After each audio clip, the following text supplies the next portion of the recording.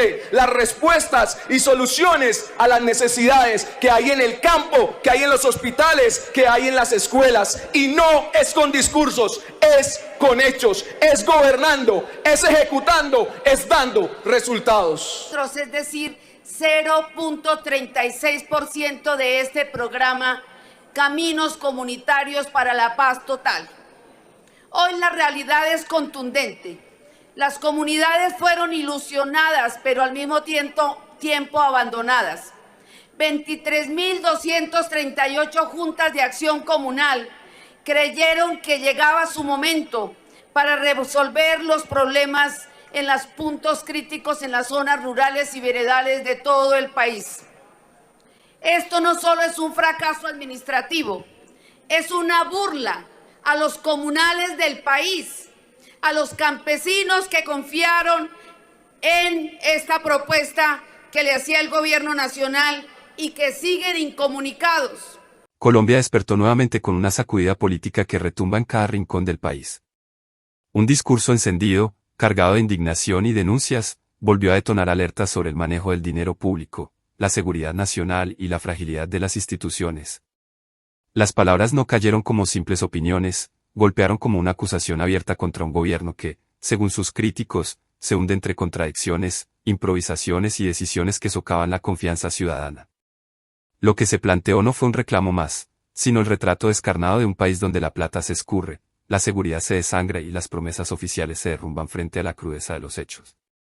Y ahora, tras este nuevo estallido, queda la sensación de que algo profundo y peligroso está moviéndose bajo la superficie del poder. Yo celebro enormemente el hundimiento de la tercera reforma tributaria de Gustavo Petro. Una reforma tributaria con la que buscaban sacarle 16 billones de pesos del bolsillo de los colombianos en impuestos. Supuestamente que porque no hay plata. Pero para comprar aviones de 17 billones de pesos, para eso sí hay plata. Para propiciar la perpetuidad de un ministerio como el nefasto Ministerio de la Igualdad, que tiene un presupuesto superior a 1.2 billones de pesos, para eso sí hay plata. Los colombianos están mamados de pagar impuestos, mamados de que le atraquen sus bolsillos, mientras ellos pagan y pagan. Los gobernantes malos de este país derrochan, y lo que no derrochan se lo roban. No se ven las inversiones. El colombiano se levanta juicioso todos los días a trabajar para pagar impuestos, mientras el politiquero ladrón no cumple con lo que prometió en campaña, invirtiendo en las necesidades que tanto tienen los colombianos. Si ponemos el ejemplo del Ministerio de la Igualdad, tenían 36.000 millones de pesos para ayudar a las mujeres y ejecutaron el 0%. ¿Cuántas mujeres que necesitaban esa ayuda se quedaron esperando que en el Ministerio de la Igualdad ejecutaran? Tenían 8.850 millones para ayudar a los más de 30.000 habitantes de calle que tiene Colombia y no ejecutaron ni el 1%. ¿Cuántos colombianos en situación de calle se quedaron esperando que los ayudaran? Tenían miles de millones y no los ayudaron. Tenían cerca de 10.000 millones de pesos para ayudar a las personas en condición de discapacidad.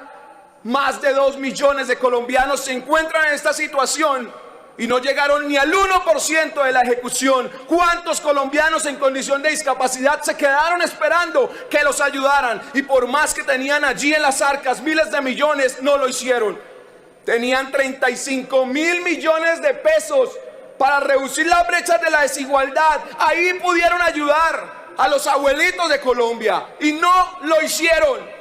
¿Cuántos se quedaron esperando de esa ayuda? Por eso celebro el hundimiento de esta reforma tributaria que, entre otras cosas, buscaba grabar con IVA la gasolina y el ACPM, porque a este gobierno no le bastó con subirle al doble el precio del galón de la gasolina a los colombianos, al de la moto, al del carro, sino que también quería meterle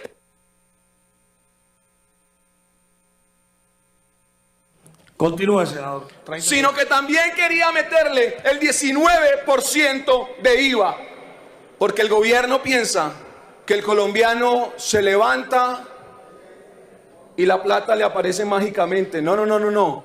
Al colombiano pobre y trabajador de Colombia le cuesta sudor y lágrimas ganarse la platica que hoy tiene que definir si le da de comer a su esposa y a sus hijos o si paga los impuestos para que los politiqueros mantenidos, parásitos por esos mismos colombianos trabajadores se los derrochen o se los roben. Colombia no aguanta seguir pagando impuestos porque esto es un saco roto de nunca acabar y necesita urgente las respuestas y soluciones a las necesidades que hay en el campo, que hay en los hospitales, que hay en las escuelas. Y no es con discursos, es con hechos, es gobernando, es ejecutando, es dando resultados. Quiero ejercer una réplica por las permanentes ofensas y mentiras a nuestro partido. Primero, cabe aclarar que la mesada 14 de la Fuerza Pública fue suspendida por una acción del Consejo de Estado y el mismo Consejo de Estado en otra acción la restituyó. Aquí no fue la generosidad ni de Petro ni del Cambio. Frente a este proyecto también me permito recordarles a los que todo lo vuelven polarizante, político, todos los que dicen que los extremos son malos, que no jueguen más a eso, porque aquí todos firmamos por la mesada de los profesores que bastante mal que viven en las regiones, que gracias a la política de seguridad democrática pudieron enseñar en territorios donde eran permanentemente asesinados. ¿Creen que el cambio de Petro significa que les van a votar en las próximas elecciones? ¡Qué descaro! Párense en las filas de los pacientes que se están muriendo por cuenta de acciones genocidas de este gobierno sin medicamentos. No tenemos corazón. Caray, ¿qué tal el corazón de quienes le niegan a un paciente de una enfermedad huérfana el tratamiento? 2.000 muertos van por culpa de este gobierno. ¿Dónde está la ministra Corcho? ¿Dónde está el ministro Jaramillo? ¿Dónde están los pacientes que necesitan una cirugía? Una niñita del Plateado Cauca que va a perder el riñón. Una niña de 3 años que murió 11 meses esperando una cirugía. ¡Qué buen corazón el que tienen los del Cambio! Vayan a las regiones a ver cuánto cuesta una pimpina de gas, un cilindro. Vayan y pregunten a cuánto está la factura del gas, los señores del Cambio.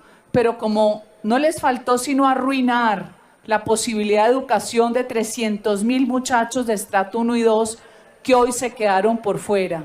Porque todo es una estrategia de derrumbamiento de una sociedad que a pesar de la violencia había salido adelante. No le mientan más a la gente. Queremos profesores con dignidad. No mesada 14 para ningún FECODE. Esto es para los maestros que se lo merecen. No ideologizados. Su responsabilidad es sacar adelante a los muchachos, a los hijos de aquellos que con escasos recursos deben ir a la universidad pública.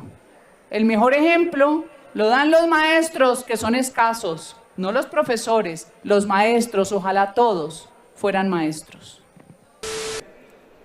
Saludo al señor ministro de Defensa, general Pedro Sánchez, a todos los señores generales y oficiales de insignia aquí presentes y a la plenaria de la Cámara para un debate redundante, si se quiere, porque desde muy al inicio de este gobierno alertamos sobre los riesgos de la paz total. Ahora se despelucan por los niños reclutados o bombardeados y fue eso, con el respeto lo digo, colegas, lo que ustedes aprobaron en el proyecto de ley de paz total. Acuérdense ustedes que incluso en la negociación con el ELN, la comitiva de gobierno avalaba con su firma que se reclutaran jóvenes entre 15 y 18 años porque supuestamente les parecía esa situación menos grave. Y para no ir más lejos, ustedes tienen aquí sentados en este Congreso a criminales de lesa humanidad que por los miles de reclutamientos, secuestros y asesinatos no han pagado y al parecer no pagarán un solo día de cárcel. Por eso el Centro Democrático, tratando de ser coherente, cuando dijeron que se estaba suscribiendo esta moción de censura, dijimos, ¿cómo exigirle a la fuerza pública ahora que no bombardeen cuando llevamos años pidiéndole que se recupere la ofensiva militar porque es el único camino?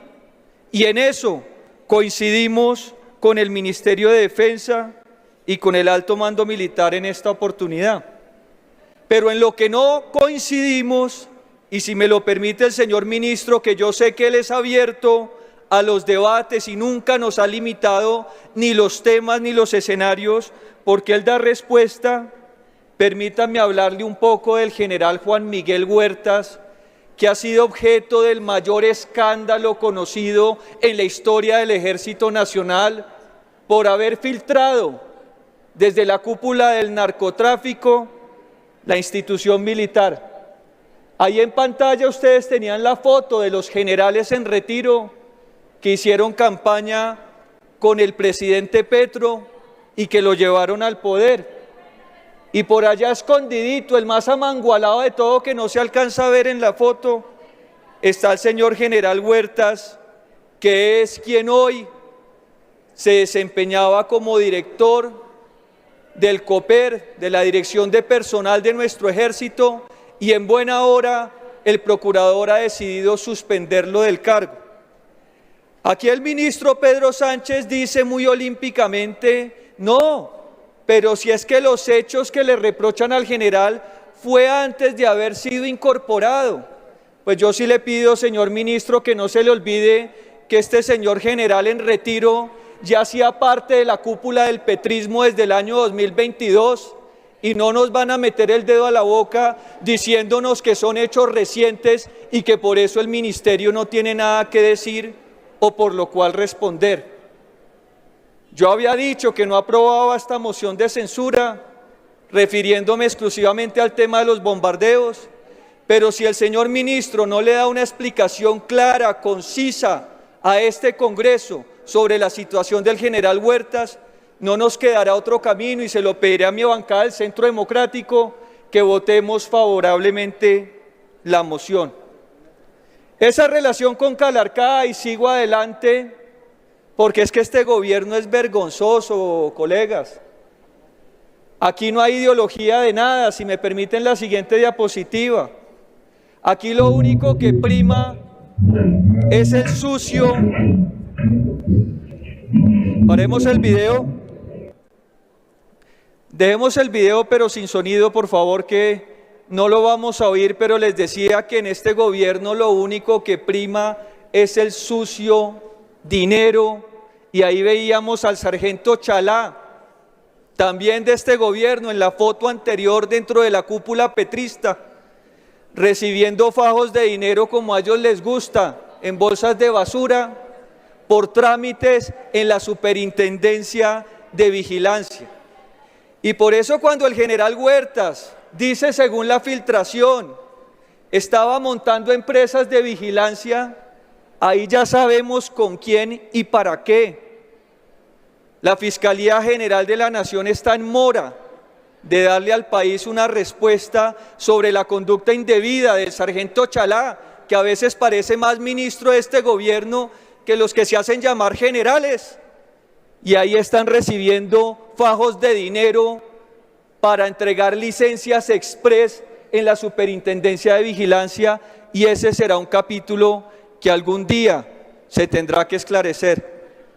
Y cuando les decía que es el sucio dinero el que gobierna con el pacto histórico a Colombia, le recuerdo, señor ministro, que pagaron $8 millones por asesinar a Miguel Uribe Turbay, y ustedes tenían información desde antes de los hechos.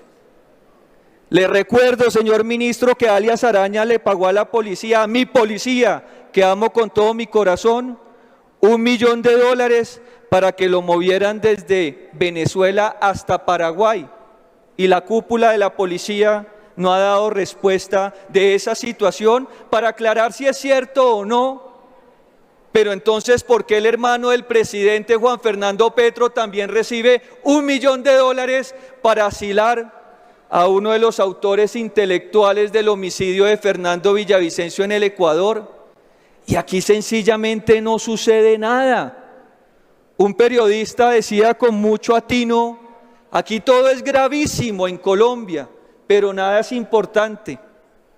Que el sicario de Miguel Uribe hacía parte del programa Jóvenes en Paz de este gobierno, no importa.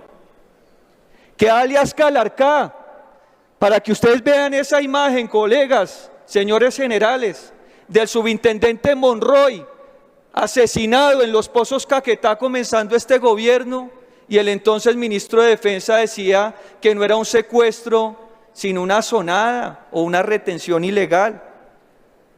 ¿Quién le da la cara a la familia del subintendente Monroy, cuyo asesinato está impune en manos de Calarcá? Esta semana asesinaron la patrullera Karen Pajoy en La Plata, Huila, allá la tierra de mi compañero Julio César Triana, frente a su hijo de 4 añitos cuando iba de civil a entregar su niño en el jardín. Es decir, que no solamente es el hijo de Miguel Uribe Turbay, sino también es el hijo de la patrullera Karen Pajoy, quienes van a tener una Navidad muy triste, mientras que los señores del gobierno pasan sabroso con los dineros del narcotráfico y quién sabe qué más.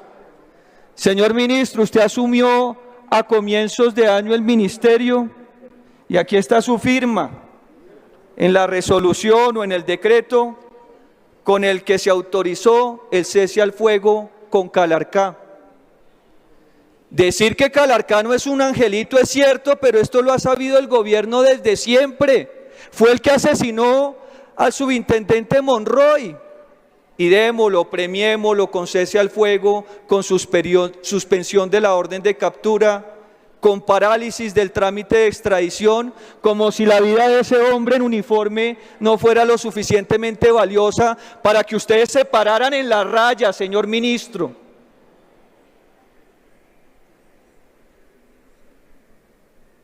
Al menos la ministra Ángela María Buitrago tuvo la decencia y la altura de apartarse de este gobierno cuando vio que a alias Araña lo querían premiar y a los Calarcás y compañía.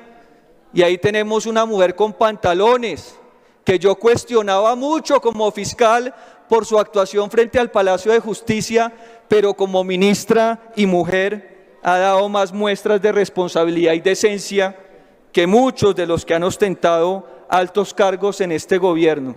Sigamos con la diapositiva.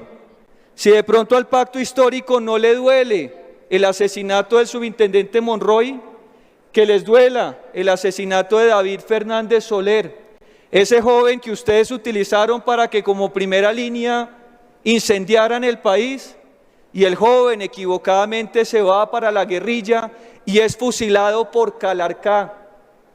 El mismo Calarcá del que estamos hablando acá, el mismo que fue interceptado en esa camioneta y demás, y es otra muerte que queda en la impunidad, porque en el gobierno de la impunidad total, de los dineros mal habidos y de los millones de dólares, todo vale, y esa es la potencia mundial de la vida.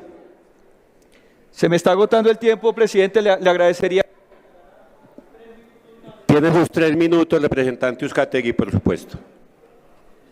La siguiente diapositiva, si me lo permiten, porque ya voy cerrando. El reintegro del señor general Huerta se produce en el mes de julio, cuando ya era un general de la cúpula petrista de este país. Que el señor ministro no nos venga a contestar en cabeza de su jefe de gabinete que estos son todos hechos nuevos y que ahora sí van a investigar, cuando para eso él era el ministro desde comienzo de año, como también lo era el jefe de protección presidencial y como lo era comandante del Comando de Operaciones Especiales. Entonces tenemos una persona lo suficientemente curtida como para que nos diga por qué la inteligencia de Estado en Colombia no sirve para nada, ni para prevenir asesinatos de la oposición o contra la oposición, ni para evitar el secuestro, el fusilamiento y los hechos de violencia que estamos viendo acá. Pero es que lo de Amalfi, señores oficiales aquí presentes, sí sobrepasa cualquier consideración. ¿A ustedes no les duele los 13 policías que padecieron, fallecieron, fueron asesinados, acribillados en esa toma? Pues eso lo planeó y lo ejecutó alias Barbas, que es uno de los subordinados de Calarcá. Entonces no vengan a dárselas acá de los más defensores de sus hombres, cuando han sido los primeros en darle la espalda con tal de ganarse el aplauso del presidente o que los sostengan el cargo, mientras esos mismos criminales siguen acribillando todos los días a integrantes de la fuerza pública.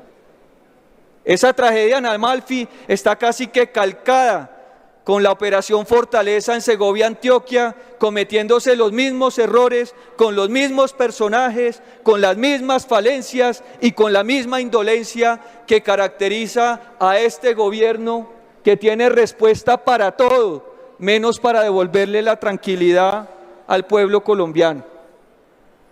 Ahí está el organigrama, termino con eso, porque esa red del general Huertas es sinceramente vergonzosa. Que tengan nuestros códigos de comunicaciones y radios, que se haya fugado alias Marcos en el Tolima, precisamente la tierra del general Huertas, es una vergüenza. Y yo no sé para qué sirve la inteligencia y la contrainteligencia, o de pronto están muy preocupados persiguiendo profesores de inglés, o torturando niñeras en Palacio, o suicidando oficiales como el coronel Oscar Devia, que no les alcanza el tiempo para hacer lo propio con los más grandes criminales de este país, y les quedará en su conciencia, porque al menos la mía la tengo tranquila. Con esta constancia quiero manifestar sobre el rotundo fracaso del programa Caminos Comunitarios para la Paz, con el cual el gobierno pretendía recuperar 33.000 kilómetros de vías en las zonas rurales mediante las placahuellas. Fue un fracaso que advertí desde el debate que realicé en el mes de abril del año pasado en la Comisión Sexta, sustentando en cifras oficiales suministradas por el propio gobierno, Ministerio de Vías, Ministerio de Transporte y el INVÍAS. Hoy la Contraloría General de la República, en un informe divulgado en el Diario del Tiempo, confirma exactamente lo que denunciamos.